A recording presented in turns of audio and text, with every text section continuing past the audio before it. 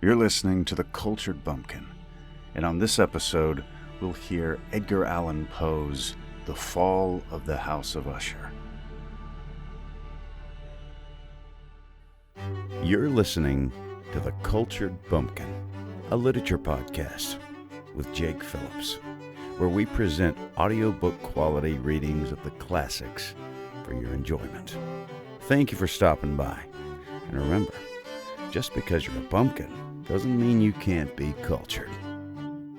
Hey, and welcome to The Cultured Bumpkin. I'm Jake.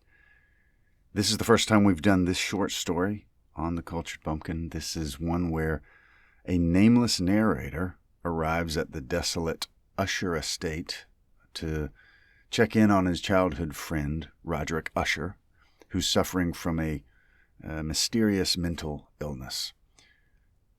Roderick has a sister named Madeline who is wasting away and eventually dies and is entombed alive. And the mansion is crumbling, and so you have all these things that are mirroring the family's physical and psychological decay.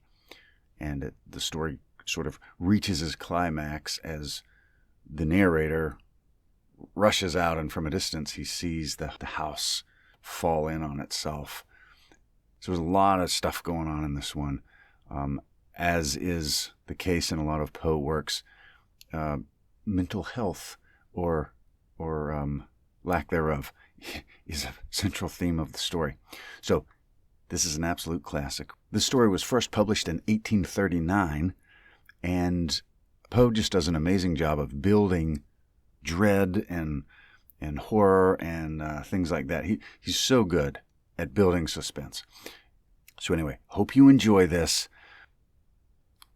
And before we get started into the story, again, my name is Jake. I'm a professional voice actor, and I love reading classic literature in my spare time. If you're enjoying the show and you want to support it, check out my Patreon.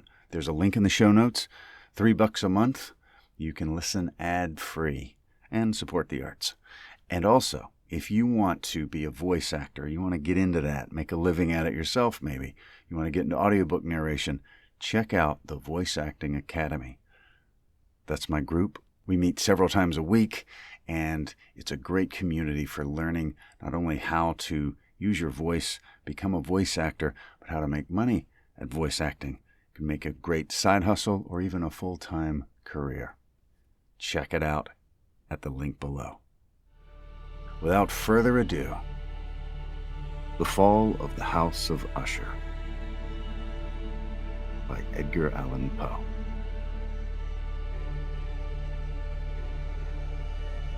During the whole of a dull, dark, and soundless day in the autumn of the year, when the clouds hung oppressively low in the heavens, I have been passing alone on horseback through a singularly dreary tract of country, and at length found myself, as the shades of the evening drew on, within view of the melancholy house of Usher.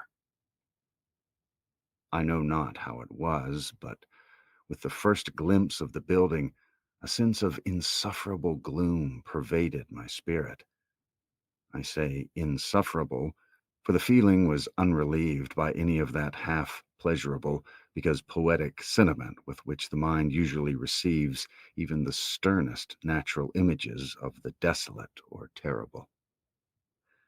I looked upon the scene before me, upon the mere house and the simple landscape features of the domain, upon the bleak walls, upon the vacant eye-like windows, upon a few rank sedges, and upon a few white trunks of decayed trees, with an utter depression of soul which I can compare to no earthly sensation more properly than to the after-dream of the reveler upon opium, the bitter lapse into everyday life, the hideous dropping off of the veil. There was an iciness, a sinking, a sickening of the heart, an unredeemed dreariness of thought which no goading of the imagination could torture into aught of the sublime. What was it, I paused to think, what was it that so unnerved me in the contemplation of the house of Usher? It was a mystery all insoluble, nor could I grapple with the shadowy fancies that crowded upon me as I pondered. I was forced to fall back upon the unsatisfactory conclusion that while beyond doubt there are combinations of very simple natural objects which have the power of thus affecting us, still the analysis of this power lies among considerations beyond our depth. It was possible, I reflected, that a mere different arrangement of the particulars of the scene, of the details of the picture, would be sufficient to modify or perhaps to annihilate its capacity for sorrowful impression, and acting upon this idea, I reined my horse to the precipitous brink of a black and lurid tarn that lay in unruffled luster by the dwelling, and gazing down, but with a shudder even more thrilling than before, upon the remodeled and inverted images of the gray sedge, and the ghastly tree stems, and the vacant, eye-like windows. Nevertheless, in this mansion of gloom, I now proposed to myself a sojourn of some weeks. Its proprietor, Roderick Usher, had been one of my boon companions in boyhood, but many years had elapsed since our last meeting. A letter, however, had lately reached me in a distant part of the country, a letter from him which, in its wildly importunate nature, had admitted of no other than a personal reply. The MS gave evidence of nervous agitation. The writer spoke of acute bodily illness, of a mental disorder which oppressed him, and of an earnest desire to see me as his best friend, and indeed his only personal friend, with a view of attempting, by the cheerfulness of my society, some alleviation of his malady. It was the manner in which all this, and much more, was said. It was the apparent heart that went with his request, which allowed me no room for hesitation, and I accordingly obeyed forthwith, which I still considered a very singular summons. Although as boys we had been even intimate associates, yet I really knew little of my friend. His reserve had been always excessive and habitual.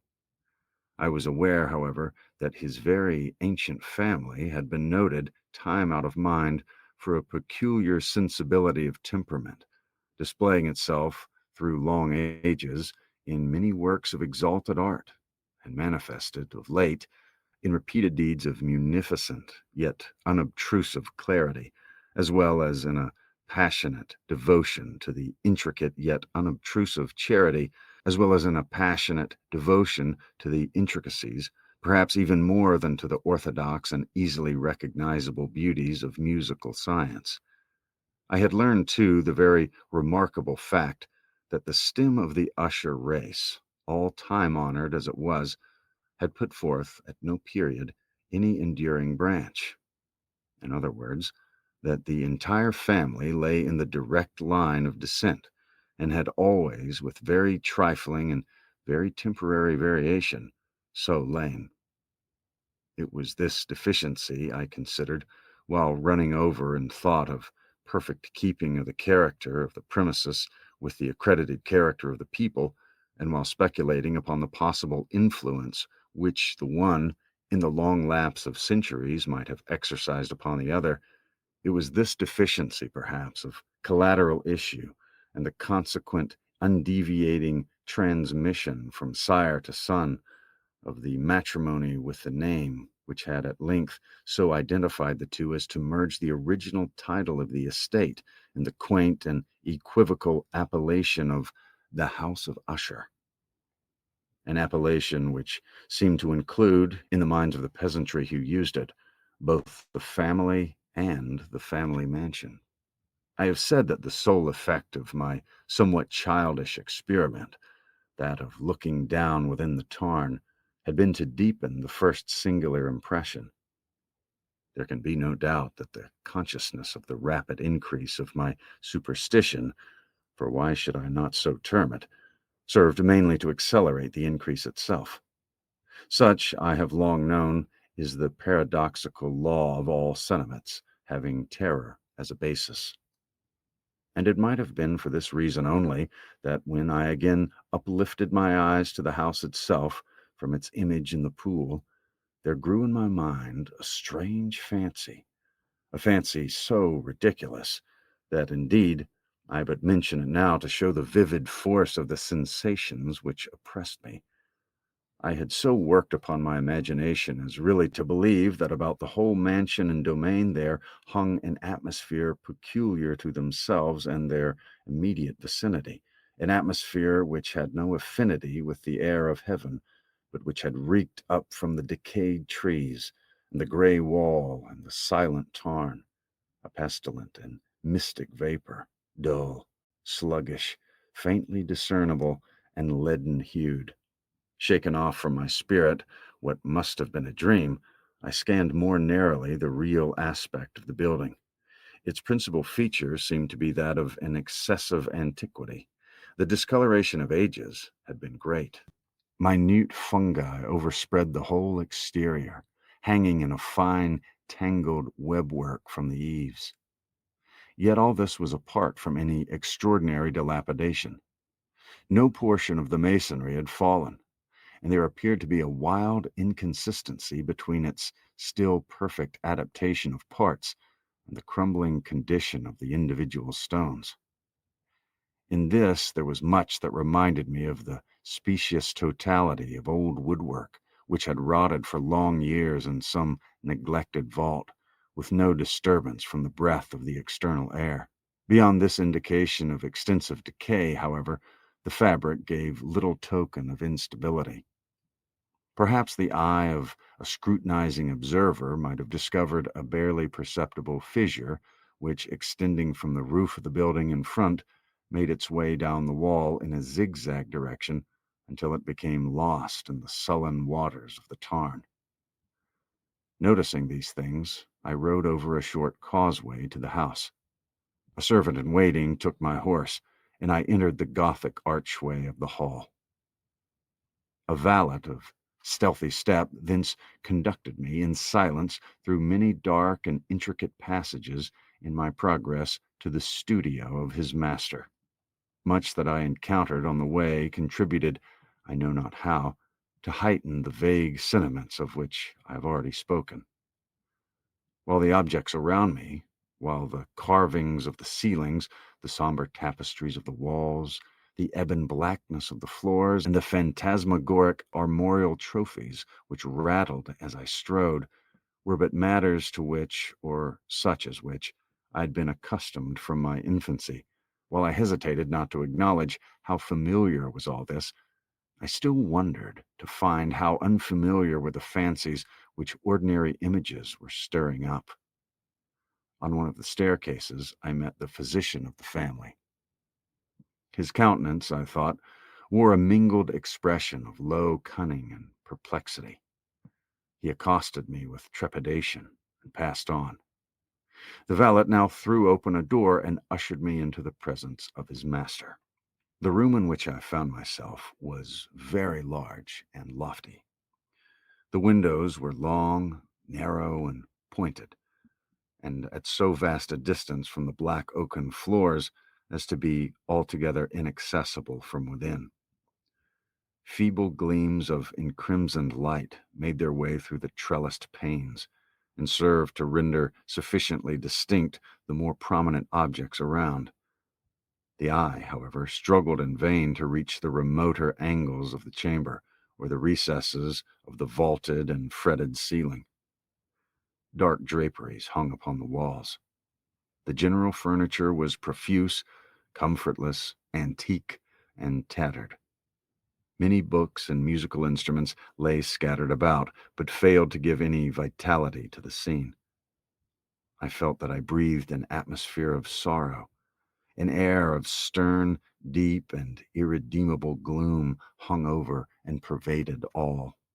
Upon my entrance, USHER rose from a sofa on which he had been lying at full length, and greeted me with a vivacious warmth which had much in it, I at first thought, of an overdone cordiality, of the constrained effort of the ennuyé man of the world.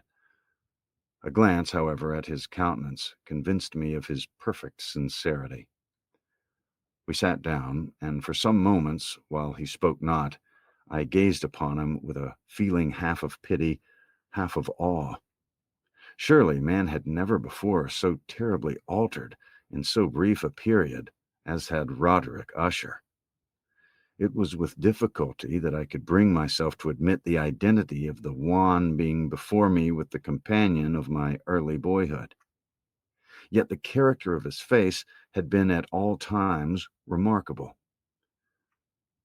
A cadaverousness of complexion, an eye large, liquid, and luminous beyond comparison, lips somewhat thin and very pallid, but of a surpassingly beautiful curve, a nose of a delicate Hebrew model, but with a breadth of nostril unusual in similar formations, a finely molded chin, speaking in its want of prominence, of a want of moral energy, hair of a more than web-like softness and tenuity.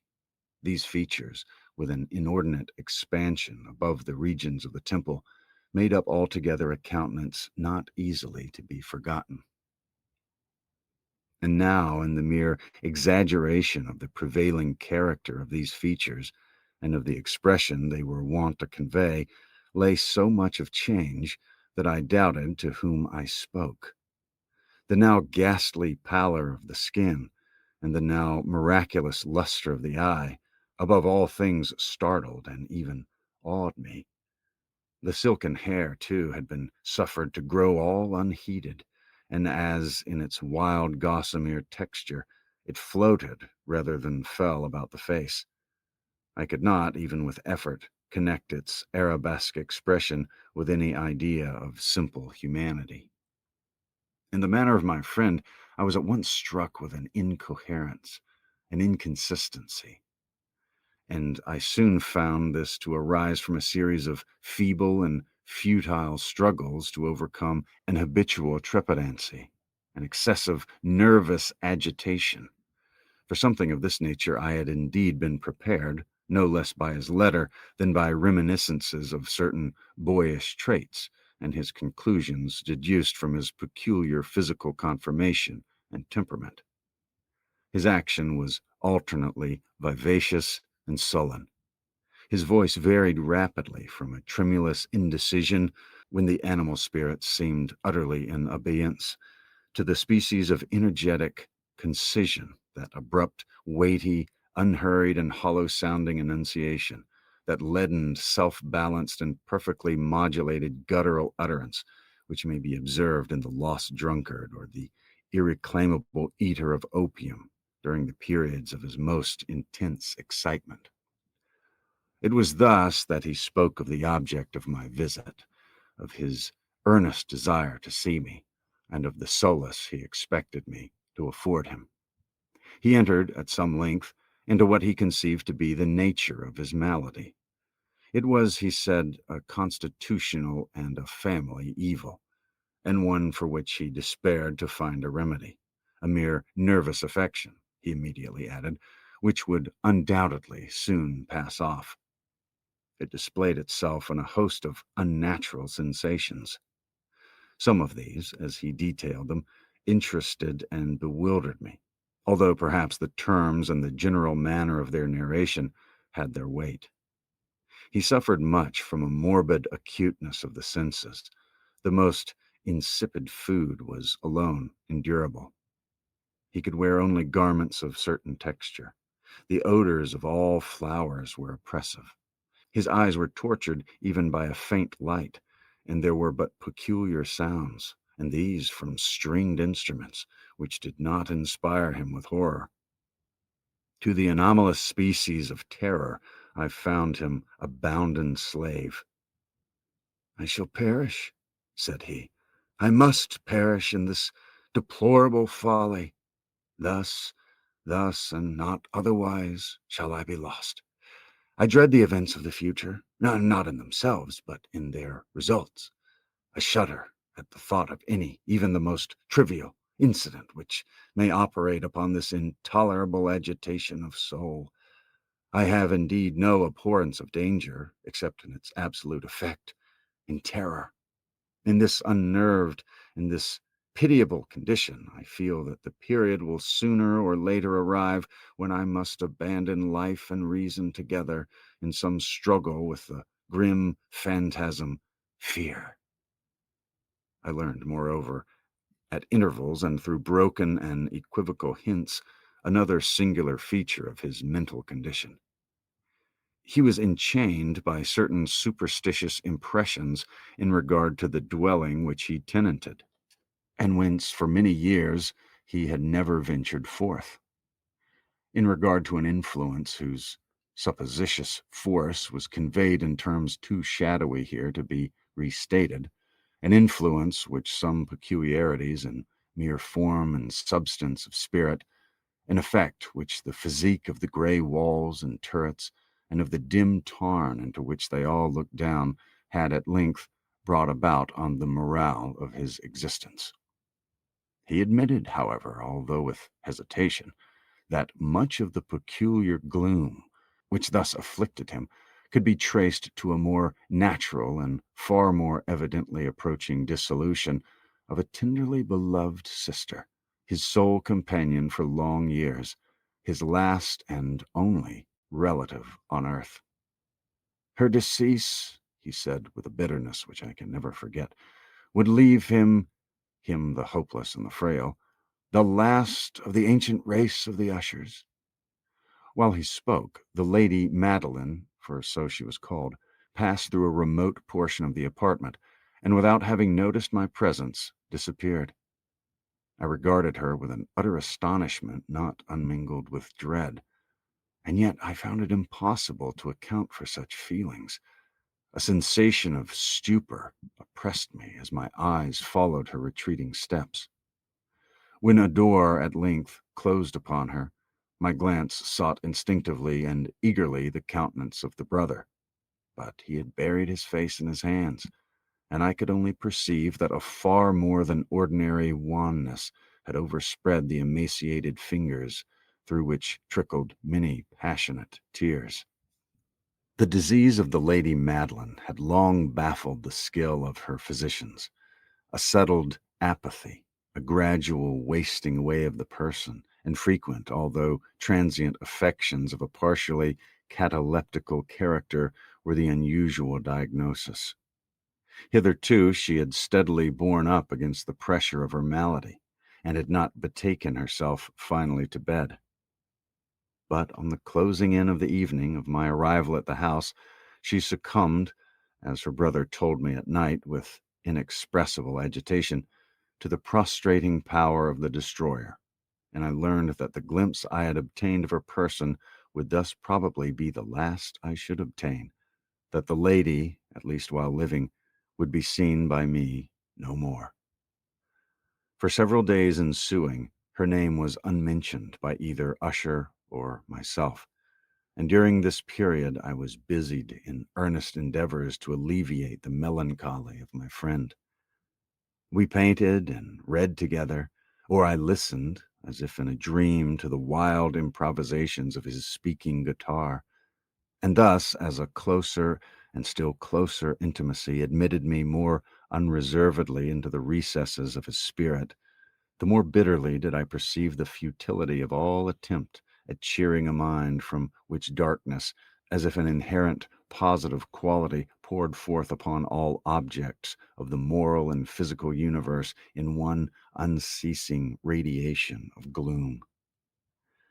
I shall ever bear about me a memory of the many solemn hours I thus spent alone with the master of the house of USHER. Yet I should fail in any attempt to convey an idea of the exact character of the studies, or of the occupations in which he involved me, or led me the way. An excited and distempered ideality threw a sulphurous luster over all.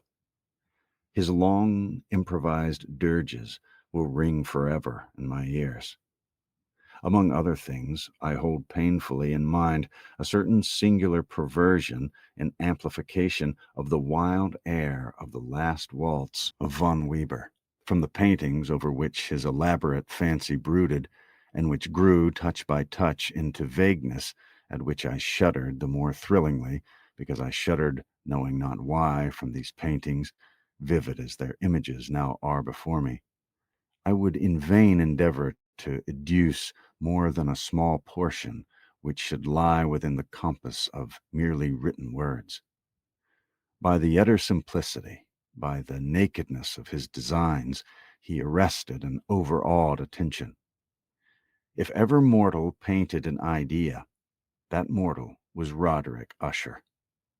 For me, at least, in the circumstances then surrounding me, there arose out of the pure abstractions which the hypochondriac contrived to throw upon his canvas an intensity of intolerable awe, no shadow of which felt I ever yet in the contemplation of the certainly glowing yet too concrete reveries of Fuseli. One of the phantasmagoric conceptions of my friend, partaking not so rigidly of the spirit of abstraction, may be shadowed forth, although freely, in words. A small picture presented the interior of an immensely long and rectangular vault or tunnel with low walls, smooth, white, and without interruption or device. Certain accessory points of the design served well to convey the idea that this excavation lay at an exceeding depth below the surface of the earth. No outlet was observed in any portion of its vast extent, and no torch or other artificial source of light was discernible.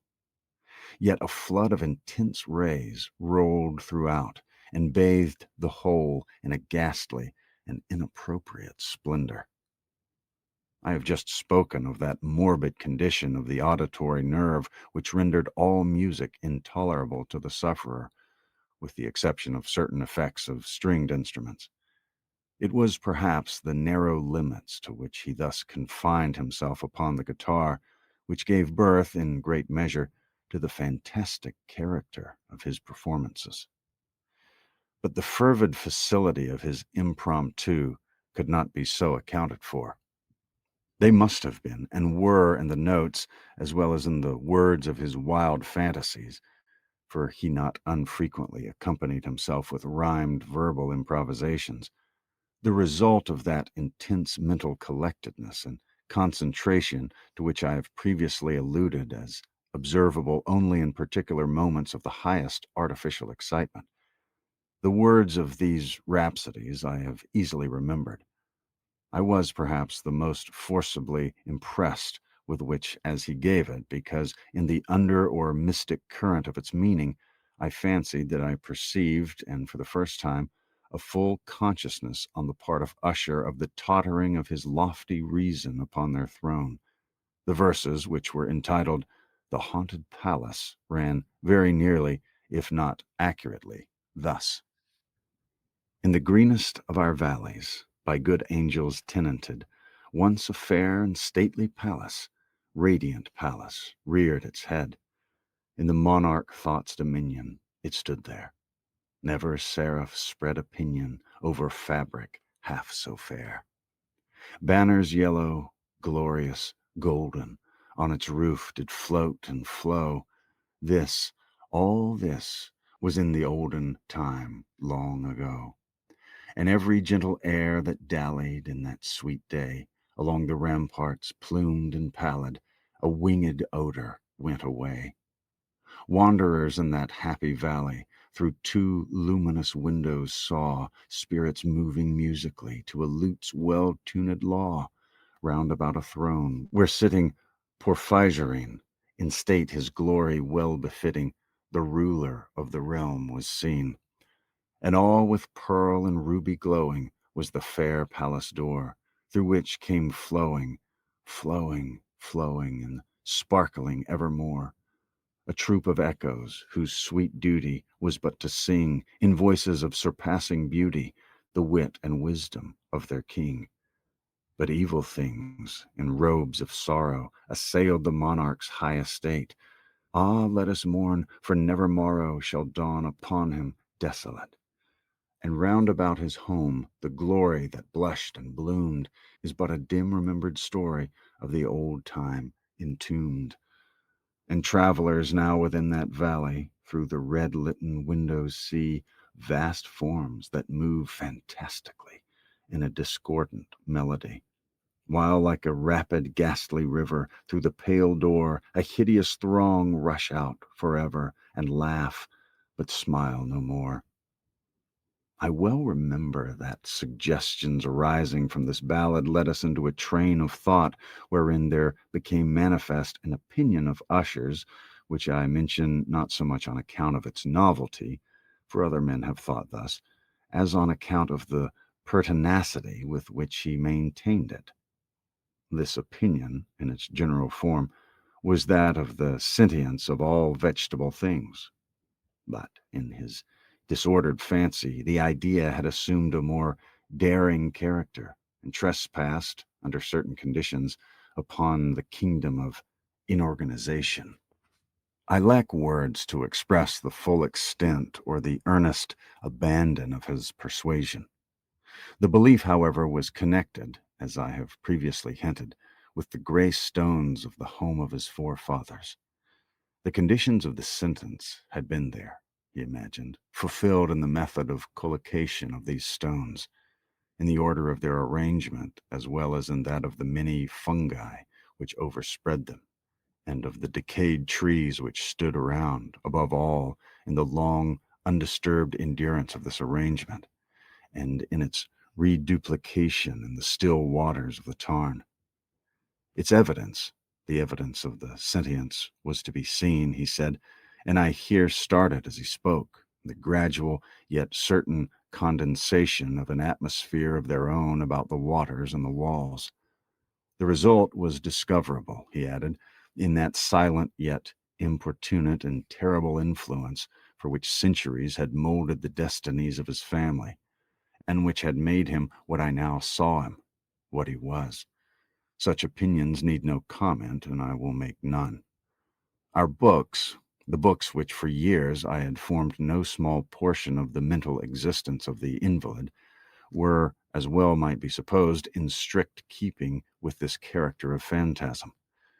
We pored together over such works as the Ververs et Chartreuse of Gresset, the Belphegor of Machiavelli, the Heaven and Hell of Swedenborg, the Subterranean Voyage of Nicholas Klim by Holberg, the Chiromancy of Robert Flood, of Jean Degenine and de la Chambre, the Journey into the Blue Distance of Tieck, and of the City of the Son of Campanella.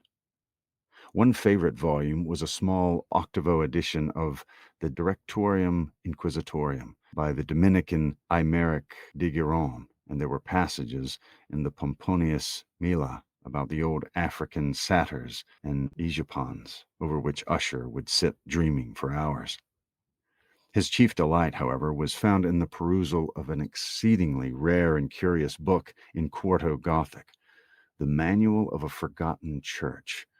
I could not help thinking of the wild ritual of this work and of its probable influence upon the hypochondriac, when one evening, having informed me abruptly that the Lady Madeline was no more, he stated his intention of preserving her corpse for a fortnight, previously to its final interment, in one of the numerous vaults within the main walls of the building. The worldly reason, however, assigned for this singular proceeding was one which I did not feel at liberty to dispute. The brother had been led to his resolution, so he told me, by consideration of the unusual character of the malady of the deceased, of certain obtrusive and eager inquiries on the part of her medical men, and of the remote and exposed situation of the burial ground of the family. I will not deny that when I called to mind the sinister countenance of the person whom I met upon the staircase on the day of my arrival at the house, I had no desire to oppose what I regarded as, at best, but a harmless and by no means an unnatural precaution. West of Usher, I personally aided him in the arrangements for the temporary entombment. The body having been encoffined, we two alone bore it to its rest. The vault in which we placed it, and which had been so long unopened that our torches, half smothered in its oppressive atmosphere, gave us little opportunity for investigation, was small, damp, and entirely without means of admission for light, lying at great depth immediately beneath that portion of the building in which was my own sleeping apartment.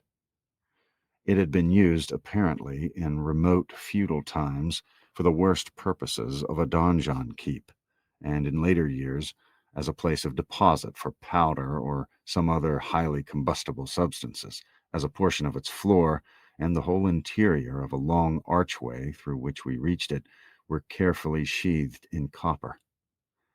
The door, of massive iron, had been also similarly protected.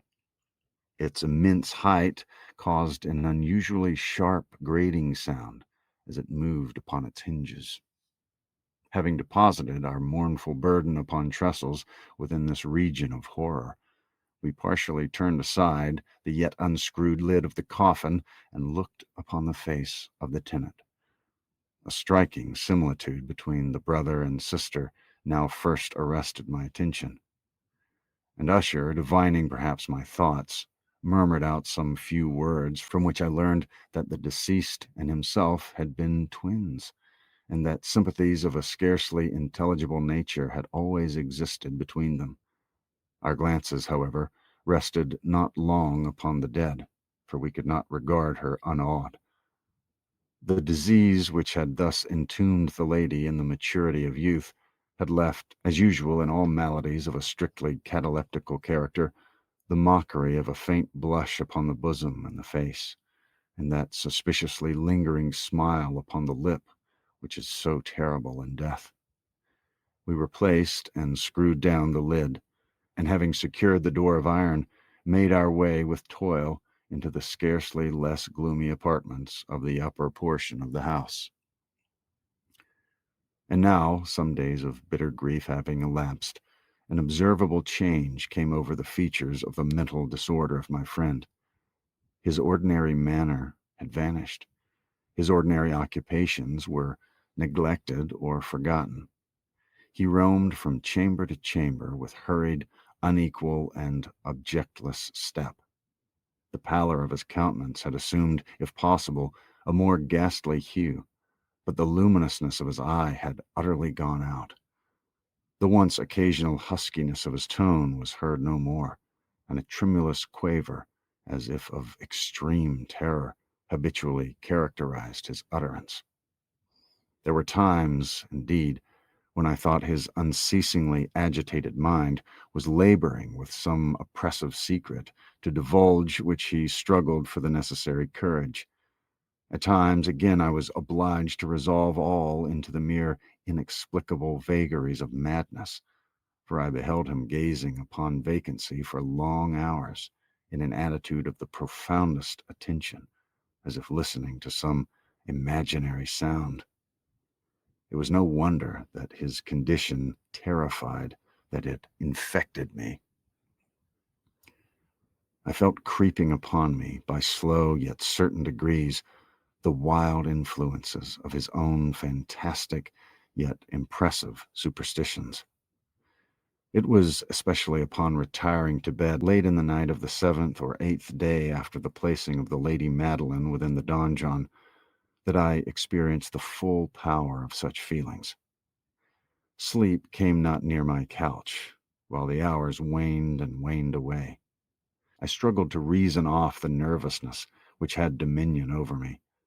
I endeavored to believe that much, if not all, of what I felt was due to the bewildering influence of the gloomy furniture of the room, of the dark and tattered draperies, which, tortured into motion by the breath of a rising tempest, swayed fitfully to and fro upon the walls, and rustled uneasily about the decorations of the bed.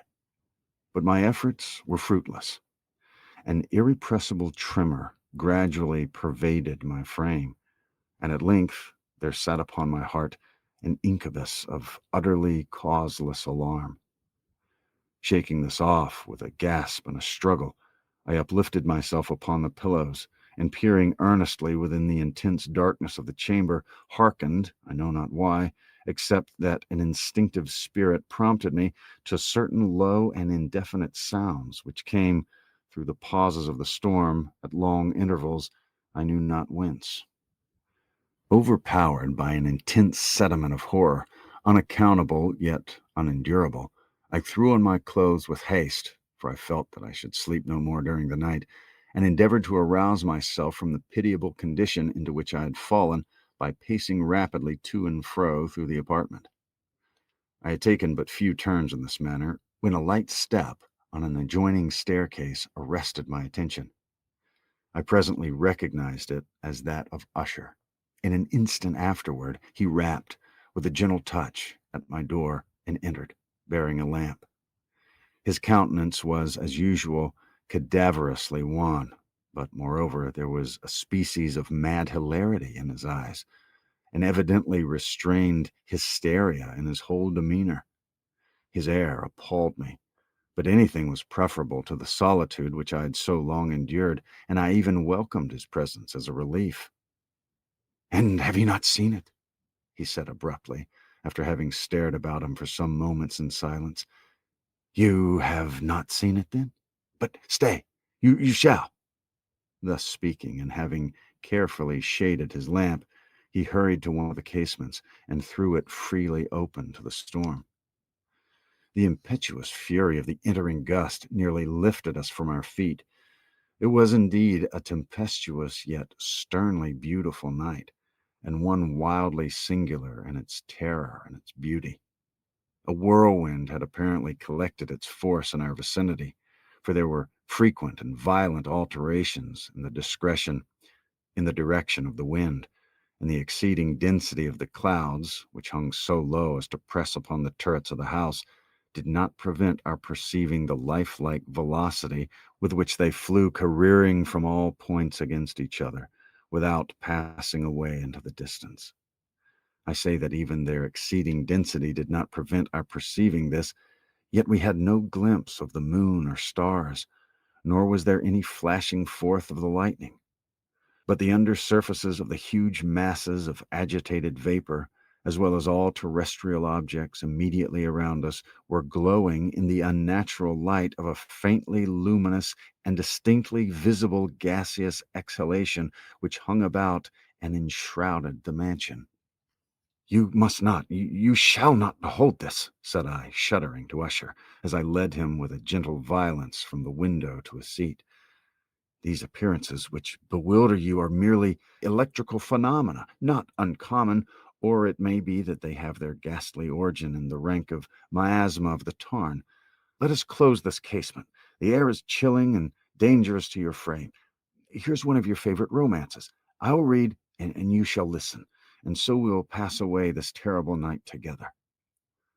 The antique volume which I had taken up was The Mad Tryst of Sir Launcelot Canning, but I had called it a favorite of Usher's more in sad jest than in earnest, for in truth there is little in its uncouth and unimaginative prolixity which could have had interest for the lofty and spiritual ideality of my friend.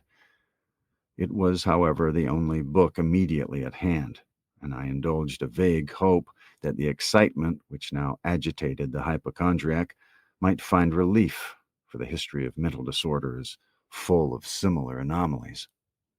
Even in the extremeness of the folly which I should read, could I have judged, indeed, by the wild, overstrained air of vivacity with which he hearkened, or apparently hearkened, to the words of the tale, I might well have congratulated myself upon the success of my design.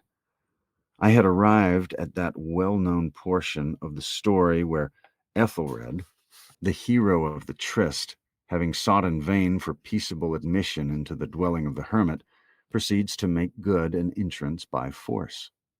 Here, it will be remembered, the words of the narrative run thus: "And Ethelred, who was by nature of a doughty heart, and who was now mighty withal, on account of the powerfulness of the wine which he had drunken, waited no longer to hold parley with the hermit, who, in sooth, was of an obstinate and maliceful turn, but feeling the rain upon his shoulders, and fearing the rising of the tempest, uplifted his mace outright, and with blows made quickly room in the plankings of the door for his gauntleted hand, and now pulling therewith sturdily, he so cracked and ripped and tore all asunder, that the noise of the dry and hollow-sounding wood alarumed and reverberated throughout the forest." At the termination of this sentence, I started, and for a moment paused, for it appeared to me, although I at once concluded that my excited fancy had deceived me, it appeared to me that from some very remote portion of the mansion there came indistinctly to my ears what might have been, in its exact similarity of character, the echo, but a stifled and dulled one certainly, of the very cracking and ripping sound which Sir Launcelot had so particularly described. It was, beyond doubt, the coincidence alone which had arrested my attention, for amid the rattling of the sashes of the casements and the ordinary commingled noises of the still increasing storm, the sound itself had nothing, surely, which should have interested or disturbed me. I continued the story. But the good champion Ethelred, now entering within the door, was sore enraged and amazed to perceive no signal of the maliceful hermit, but in the stead thereof a dragon of a scaly and prodigious demeanor, and of a fiery tongue, which sat in guard before a palace of gold, with a floor of silver, and upon the wall there hung a shield of shining brass, with this legend inwritten: Who entereth herein a conqueror hath been, who slayeth the dragon, the shield he shall win. And Ethelred uplifted his mace and struck upon the head of the dragon, which fell before him, and gave up his pesty breath, with a shriek so horrid and harsh, and withal so piercing, that Ethelred had fain to close his ears with his hands against the dreadful noise of it, the like whereof was never before heard. Here again I paused abruptly, and now with a feeling of wild amazement, for there could be no doubt whatever in this instant I did actually hear, although from what direction it proceeded I found it impossible to say, a low and apparently distant, but harsh, protracted, and most unusual screaming or grating sound, the exact counterpart of what my fancy had already conjured up from the dragon's unnatural shriek as described by the romancer. Oppressed, as I certainly was, upon the occurrence of this second and most extraordinary coincidence, by 1,000 conflicting sensations, in which wonder and extreme terror were predominant, I still retained sufficient presence of mind to avoid exciting by any observation the sensitive nervousness of my companion. I was by no means certain that he had noticed the sounds in question, although, assuredly, a strange alteration had, during the last few minutes, taken place in his demeanor. From a position fronting my own, he had gradually brought round his chair, so as to sit with his face to the door of the chamber, and thus I could but hardly perceive his features, although I saw that his lips trembled as if he were murmuring audibly. His head had dropped upon his breast, yet I know that he was not asleep. From the wide and rigid opening of the eyes I caught a glance of it in profile. The motion of his body, too, was at variance with this idea, for he rocked from side to side with a gentle yet constant and uniform sway. Having rapidly taken notice of all this, I resumed the narrative of Sir Launcelot, which thus proceeded.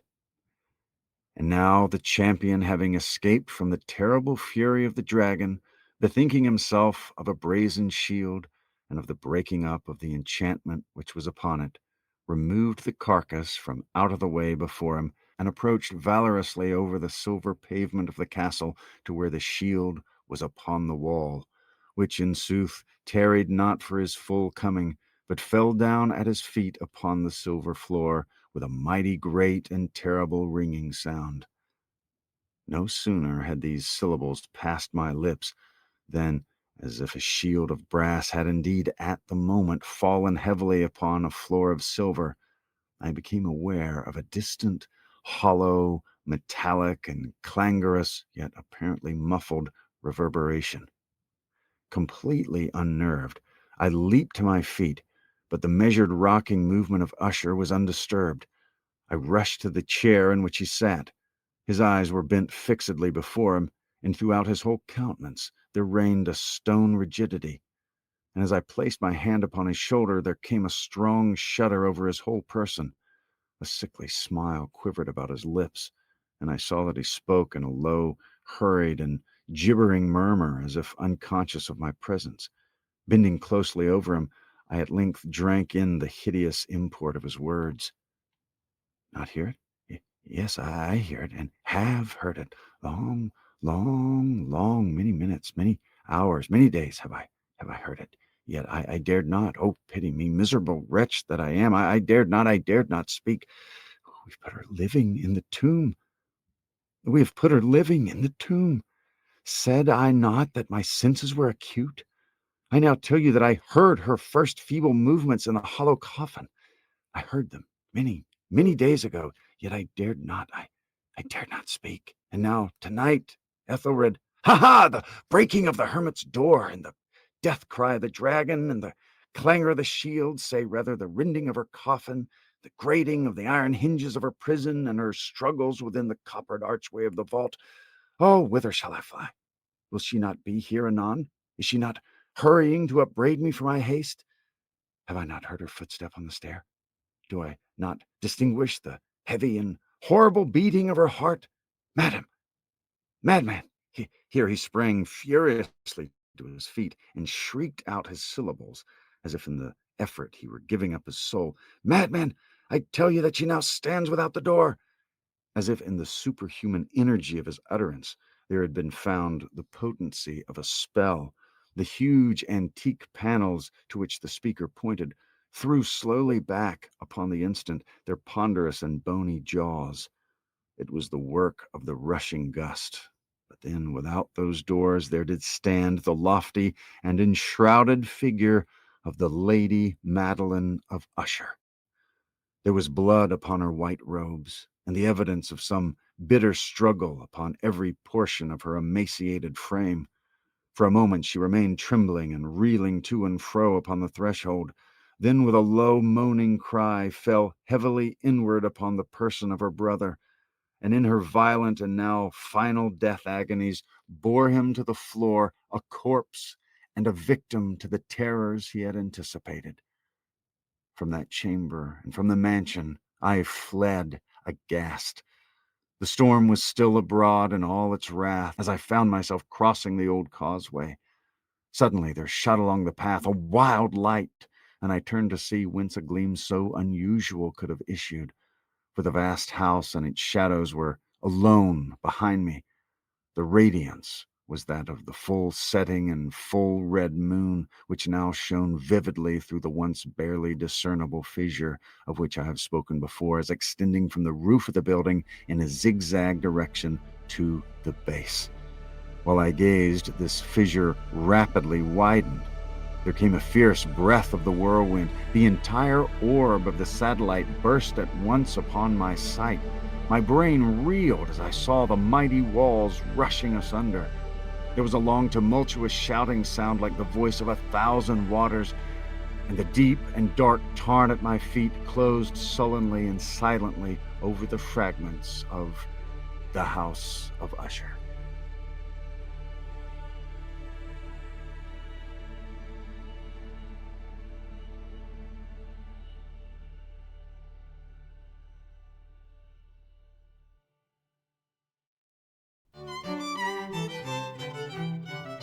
You've been listening to The Cultured Bumpkin, a literature podcast with Jake Phillips.